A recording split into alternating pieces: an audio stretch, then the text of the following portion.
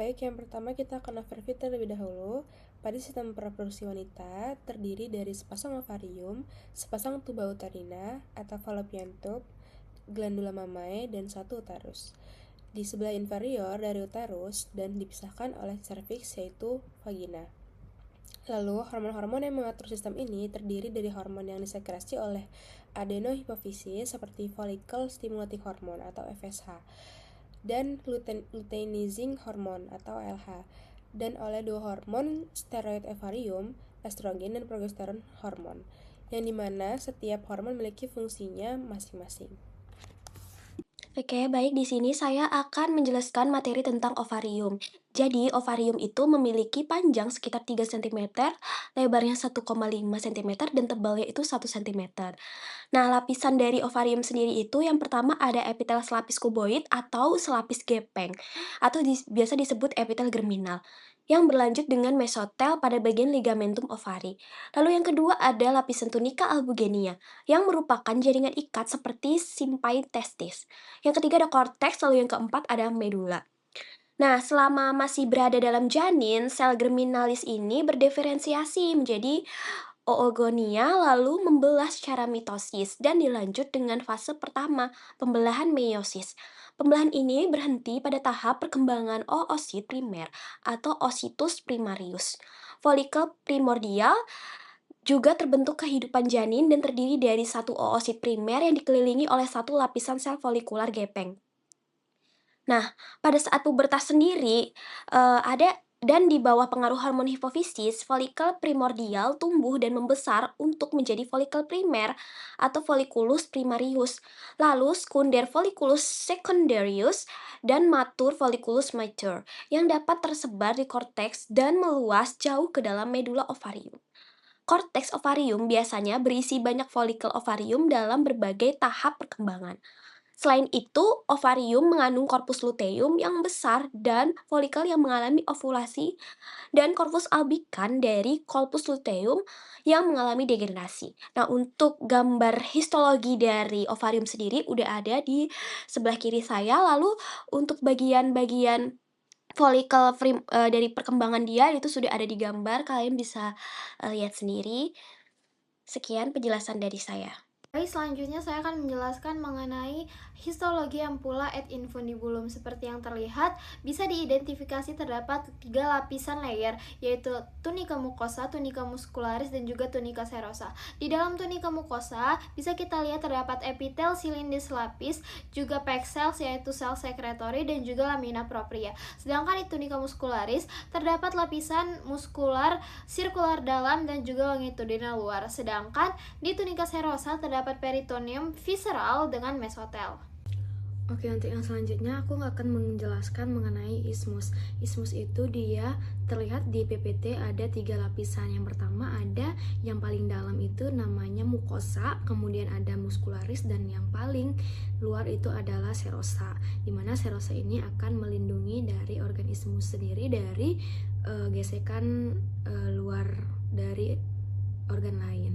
Nah, selanjutnya aku akan ngejelasin 3 lapisan ini tuh ciri-cirinya apa aja sih. Yang pertama, strukturnya itu ada di tunika mukosa atau lapisan yang paling dalam. Nah, epitel-epitel yang ada di mukosa ini adalah epitel bertingkat silia. Karakteristik dari lipatan ini tuh adalah lipatannya tuh lebih sedikit daripada bagian ampula dan infundibulum tadi. Lalu lamina proprianya itu banyak sekali pembuluh-pembuluh darah yang akan menutrisi dari organ ini. Kemudian kalau untuk tunika muskularisnya itu isinya tuh ada terdiri dari otot polos. Kemudian ketebalannya itu lebih tebal daripada otot yang di bagian ampula tadi, dan ciri khasnya itu adalah batas antar lapisan otot itu tidak terlihat dengan jelas. Nah, yang terakhir itu ada lapisan serosa yang pengikat longgar yang dilapisi oleh mesotelium. Fungsi utamanya itu adalah untuk mengurangi gesekan antar organ dalam rongga perut. Oke, itu aja. Next. Selanjutnya adalah uterus. Uterus atau rahim adalah organ muskular yang berbentuk seperti buah pir yang berfungsi sebagai tempat implantasi dan perkembangan janin. Uterus sendiri dibagi menjadi 3 bagian utama, fundus, korpus, dan juga serviks. Kemudian dinding uterus ini terdiri dari 3 lapisan utama. Yang pertama adalah endometrium, yang mana lapisan endometrium ini terdiri dari epitel dan lamina propria. Kemudian endometrium ini dibagi lagi menjadi 2 zona fungsional, yaitu stratum fungsional dan stratum basalis. Untuk stratum fungsional adalah lapisan atas yang akan luruh dan mengelupas saat terjadinya menstruasi. Kemudian stratum basalis adalah lapisan bawah yang tetap dipertahankan setelah menstruasi selesai. Lalu lapisan yang kedua adalah myometrium. Myometrium adalah lapisan otot polos paling tebal yang terdiri dari 4 lapisan otot polos yang batasnya kurang jelas dan mengandung arteri arcuata. Ketika selama kehamilan, lapisan otot ini akan mengalami hipertrofi dan hiperplasia. Lalu lapisan yang ketiga adalah serosa atau adventitia, yang mana adalah lapisan terluar dari uterus. Lapisan pada area fundus, yaitu berupa lapisan serosa, sedangkan pada area korpus, berupa lapisan adventitia. Setiap bulan, perempuan usia reproduktif mengalami siklus menstruasi yang diatur oleh perubahan kadar hormon. Siklus ini mempersiapkan uterus untuk kemungkinan implantasi melalui perubahan struktur dari fungsi endometrium. Apabila fertilisasi tidak terjadi, lapisan fungsional endometrium akan mengalami peluruhan dan dikeluarkan melalui proses menstruasi. Secara histologis, siklus ini terbagi menjadi 3 fase, yaitu fase proliferatif, fase sekretorik, dan fase menstruasi yang masing-masing menunjukkan karakteristik morfologi endometrium yang berbeda-beda. Yang pertama, fase proliferatif. Fase ini terjadi setelah menstruasi dan dipengaruhi oleh peningkatan kadar estrogen dari folikel ovarium yang berkembang. Pada fase ini, endometrium mulai menebal kembali sebagai persiapan untuk kemungkinan implantasi. Secara histologis, ciri khasnya adalah kelenjar uterus berbentuk lurus dan sempit, stratum fungsional mulai menebal, stroma endometrium tampak padat dan kaya akan sel, dan arteri spiralis mulai memanjang ke arah permukaan endometrium. Yang kedua, fase sekretorik atau luteal.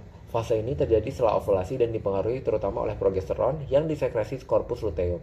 Pada fase ini, endometrium mencapai kondisi yang paling optimal untuk menerima embrio. Secara histologis, ciri khasnya adalah endometrium mencapai ketebalan maksimal, kelenjar uterus berkelok-kelok atau tortuous, lumen kelenjar melebar dan berisi sekret kaya akan glikogen, stroma mengalami edema, dan arteri spiralis makin panjang dan menonjol. Dan yang terakhir, fase menstruasi. Apabila tidak terjadi fertilisasi dan implantasi, kadar estrogen dan progesteron menurun, sehingga lapisan fungsional endometrium mengalami peluruhan. Secara histologis, ciri khasnya adalah yang pertama, stratum fungsional mengalami degenerasi dan terlepas. Yang kedua, banyak eritrosit yang bekuan darah akibat ruptur arteri spiralis. Yang ketiga, tampak infiltrasi neutrofil dan limfosit. Yang keempat, stratum basal tetap utuh dan menjadi sumber regenerasi endometrium pada siklus berikutnya. Baiklah, jadi pada slide ini kita membahas tentang fertilisasi, yaitu proses pertemuan antara sel sperma dan sel ovum yang menjadi awal dari kehamilan. Jadi, fertilisasi ini biasanya terjadi di bagian tuba falopi setelah ovulasi. Sel telurnya akan dilepaskan dari ovarium dan bergerak menuju tuba falopi. Di saat yang sama, sperma yang masuk melalui vagina yang bergerak melewati serviks, rahim, hingga akhirnya mencapai tuba falopi. Dari jutaan sperma yang masuk, hanya 1 sperma yang berhasil menembus lapisan pelindung ovum. Jadi untuk proses ini disebut sebagai pembuahan. Setelah terjadi pembuahan, terbentuknya si zigot, yaitu sel pertama dari calon individu baru. Jadi untuk zigot kemudian akan mengalami pembelahan sel sambil bergerak menuju rahim dalam beberapa hari. Zigot akan berkembang menjadi blastokista dan menempel pada dinding rahim yang disebut proses implantasi. Jadi untuk proses fertilisasi ini sangat penting karena menentukan awal perkembangan embrio dan keberhasilan kehamilan. Selanjutnya, materi tentang plasenta. Plasenta merupakan organ kehamilan yang berasal dari jaringan deciduobasalis atau jaringan ibu dan juga dari chorion atau jaringan jari janin. Struktur utama dari plasenta itu memiliki yang namanya villi choriolis. Villi choriolis sendiri itu fungsinya untuk memperluas permukaan pertukaran antara ibu dan juga janin. Untuk struktur histologisnya sendiri, villi choriolis itu bercabang dan juga dia memiliki jaringan ikat, kapiler, serta pembuluh darah janin. Untuk lapisan terluarnya itu terdiri atas sitotrofoblast dan juga sinsitiotrofoblast. Nah, untuk sinsitiotrofoblast sendiri itu dia memiliki banyak mikrofili untuk meningkatkan luas permukaan dari absorpsi sendiri. Baik, selanjutnya aku akan menjelasin tentang vagina. Vagina merupakan struktur fibromuskular yang tidak memiliki kelenjar, dengan lapisan yang terdiri atas mukosa, muskularis, dan adventitia. Lapisan mukosa pada vagina memiliki epitel berlapis gepeng tanpa lapisan tanduk. Mukosa memperlihatkan banyak plika mukosa disertai lamina propria yang mengandung jaringan ikat tidak teratur. Kemudian, lapisan muskularis terdiri dari berkas sirkular dalam dan longitudinal luar, serta oblik.